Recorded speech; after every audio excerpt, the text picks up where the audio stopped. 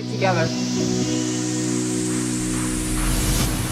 You're not in Kansas anymore. You're on Pandora, ladies and gentlemen.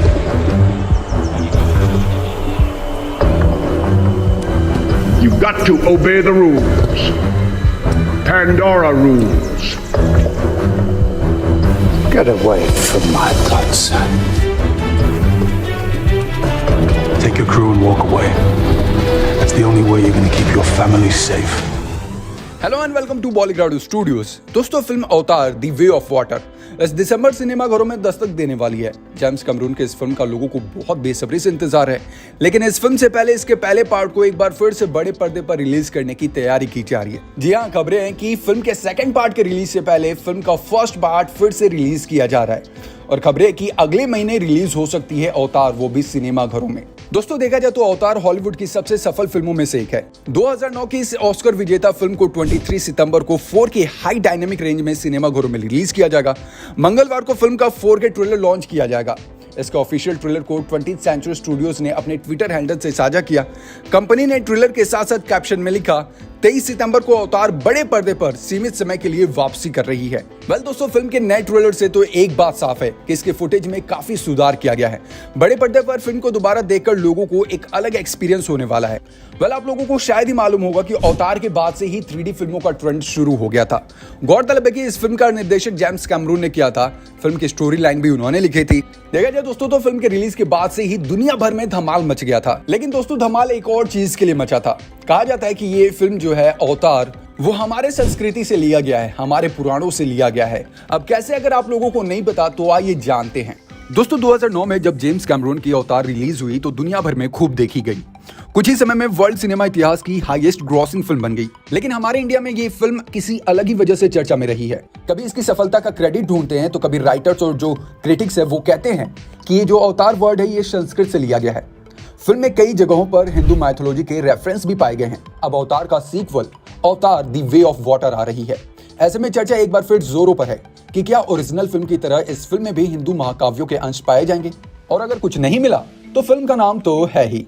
तो आज की इस वीडियो में हम बताते हैं आपको अवतार के साथ इंडिया का कनेक्शन। नंबर 1, जेम्स कैमरून ने अपनी सबसे महत्वाकांक्षी फिल्म का नाम अवतार रखा। साल 2007 में टाइम मैगजीन को दिए एक इंटरव्यू में कैमरून ने इस बात के बारे में बताया। सबसे पहली चीज तो ये कि उन्होंने स्वीकार किया कि ये वाकई ये नाम संस्कृत शब्द अवतार से लिया गया है। जब हिंदू देवता अलग समय काल में अलग रूप में धरती पर आते हैं, उसे उनको अवतार कहा जाता है। जैसे भगवान राम और कृष्ण को विष्णु का अवतार कहा जाता है। कैमरून ने बेसिक आइडिया यहीं से लिया, मगर उन्होंने इस आइडिया को साइंस फिक्शन टच दे दिया। कैमरून ने यह भी बताया कि ऐसे ही कॉन्सेप्ट का जिक्र Japanese comic ghost in the shell में भी पाया जाता है, जहां लोगों की पर्सनालिटी एलियन लोगों के शरीर में ट्रांसफर की जाती थी। अवतार सुनते ही लोगों को लगता है कि यहाँ किसी देवी देवता की बात हो रही है, मगर कैमरून इसका खंडन करते हैं। वो बताते हैं कि उनकी फिल्म में इस शब्द का मतलब यह है कि प्राणी जो किसी अन्य रंग, रूप या आकार में भी पाए जाए। सेकंड पॉइंट, अवतार में जो पंडोरा नाम का प्लेनेट है उसके निवासी 11-12 फुट लंबे और नीले रंग के दिखाए गए हैं। ये नीला रंग यूं ही रैंडमली नहीं चुना गया था, इसके ऊपर बाकायदा रिसर्च की गई थी। और कमाल की बात यह है कि इंडिया से भी इसका बहुत ही मजबूत कनेक्शन है।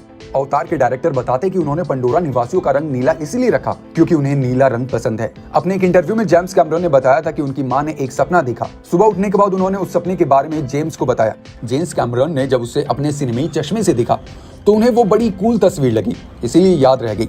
जब वो 70 के दशक में एक साइंस फिक्शन फिल्म लिख रहे थे तो उसमें उन्होंने मां के सपने से प्रेरित होकर अपने किरदार भी नीले रंग के रखे, मगर उस स्क्रिप्ट पर कभी फिल्म नहीं बन पाई। जब 1994 में उन्होंने अवतार की स्क्रिप्ट लिखी तो उन्हें दोबारा इस नीले एलियन का ख्याल आया। इस चीज को उन्होंने अपने स्क्रिप्ट में जोड़ दिया। जब उन्होंने इस रंग से जुड़ी रिसर्च करना शुरू की तो उन्हें उसके हिंदू कनेक्शन के बारे में पता चला। कैमरून ने पाया कि हिंदुओं के कई देवता जैसे राम और कृष्ण नीले रंग के दिखाए जाते हैं। कैमरून बताते हैं कि हिंदू देवी देवताओं का जो कॉन्सेप्ट है वो उन्हें पसंद है, इसीलिए उन्होंने इन रंगों का जस का तस में फिल्म बनाए रखा। कई राइटर्स ने उनके एलियन की हाइट को भी हिंदू की पौराणिक कथाओं से जोड़ा। कहा जाता है कि भगवान राम का कद 10 फुट का था। हर बीतते युग के साथ इंसानों की हाइट छोटी होती चली गई। जेम्स कैमरून मार्च 2010 में इंडिया आए हुए थे। यहाँ उन्होंने अवतार के बारे में बात की। उन्होंने कहा कि वो कभी हिंदू सभ्यता के रेफरेंस को इतनी करीब से इस्तेमाल नहीं करना चाहते, मगर सब कॉन्शियसली वो चीज होती चली गई। उन्होंने कहा, मैं उम्मीद करता हूँ कि मेरा ऐसा करने से कोई आहत नहीं होगा। बहुत एक्साइटिंग है ये अपडेट। बढ़ते हैं आगे, बात करते हैं पॉइंट नंबर 3 की। तो अवतार में एक सीन है जहां जैक सैली अपनी पंडोरा निवासी प्रेमिया नेत्री के साथ ड्रैगन पर बैठकर उड़ रहा है। सैन फ्रांसिस्को एग्जामिनर नाम की एक वेबसाइट पर एक आर्टिकल छपा है। इसमें यह नोट किया गया कि 18वीं सदी की एक पेंटिंग है। इसमें भगवान विष्णु लक्ष्मी जी के साथ अपने वाहन गरुड़ पर बैठकर उड़ते दिखाई देते हैं। फिल्म का वो सीन वहां से इंस्पायर्ड लगा। यूक्रेनियन डे नाम के अखबार के लिए लिखते हुए राइटर मैक्सिम चॉक्सी ने अवतार के कुछ सीन्स और एलिमेंट को भगवान कृष्ण से भी जोड़ा। अपनी एनालॉजी में मैक्सिम ने पंडोरा की तुलना वृंदावन के जंगलों से की, जहां भगवान कृष्ण ने काफी समय गुजारा। उन्होंने गोवर्धन पर्वत की तुलना पंडोरा के फ्लाइंग माउंटेन से की। किस्सों कहानियों में ऐसा बताया जाता है कि इंद्रदेव के प्रकोप से गोकुल वासियों की रक्षा के लिए भगवान कृष्ण ने गोवर्धन पर्वत को अपने हाथ की सबसे छोटी उंगली से उठा लिया था। पॉइंट नंबर 4, जेम्स कैमरन के अवतार के लिए अलग अलग कंपनियां स्पेशल इफेक्ट्स पर काम कर रही थी। ऐसी एक कंपनी थी प्राइम फोकस। इस कंपनी को नमित मल्होत्रा ने शुरू किया था। ये वही नमित मल्होत्रा है जिनकी कंपनी DNEG ने डेनिस विलिंजन डायरेक्टर फिल्म ड्यून का विजुअल इफेक्ट किया था। ड्यून ने बेस्ट विजुअल इफेक्ट कैटेगरी में ऑस्कर जीता। खैर, नमित तब प्राइम फोकस नाम की कंपनी हेड कर रहे थे। अवतार में तकरीबन 1600 शॉट्स इस्तेमाल किए गए थे। इसमें 200 शॉट्स के स्पेशल इफेक्ट्स की जिम्मेदारी प्राइम फोकस को दी गई थी। प्राइम फोकस अवतार से पहले न्यू मून और J.I. जॉय जैसी ब्लॉकबस्टर फिल्म्स को भी स्पेशल इफेक्ट्स दे चुकी थी। इन हॉलीवुड फिल्म्स के अलावा प्राइम फोकस अजब प्रेम की गजब कहानी, पा, ब्लू और शाहरुख खान की film my name is Khan से जुड़ी हुई थी। इसके अलावा इस फिल्म से लॉरी डिजिटल नाम की कंपनी भी जुड़ी हुई थी।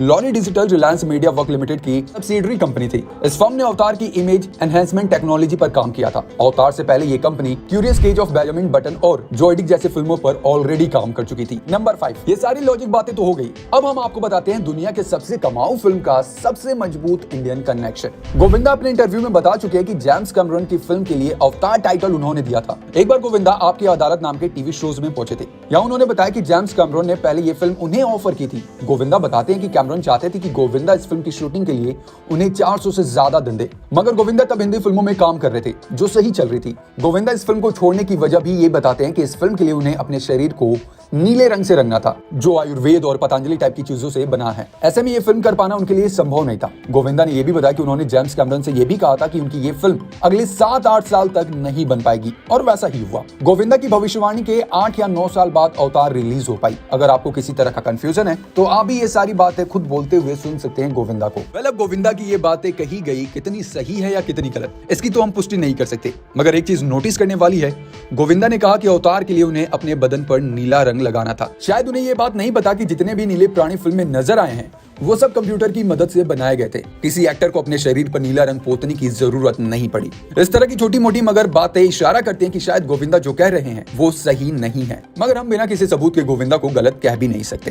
तो आज की वीडियो के लिए बस इतना ही। कैसी लगी ये अपडेट्स, कैसा लगा ये इन्फॉर्मेशन और कैसा लगा आपको ये इंडियन कनेक्शन अवतार का, और क्या ये बातें आप लोगों को पता थी? नीचे कमेंट बॉक्स में अपनी राय जरूर शेयर करें। Thank you so much. देखते रहें बॉलीग्राड स्टूडियोज।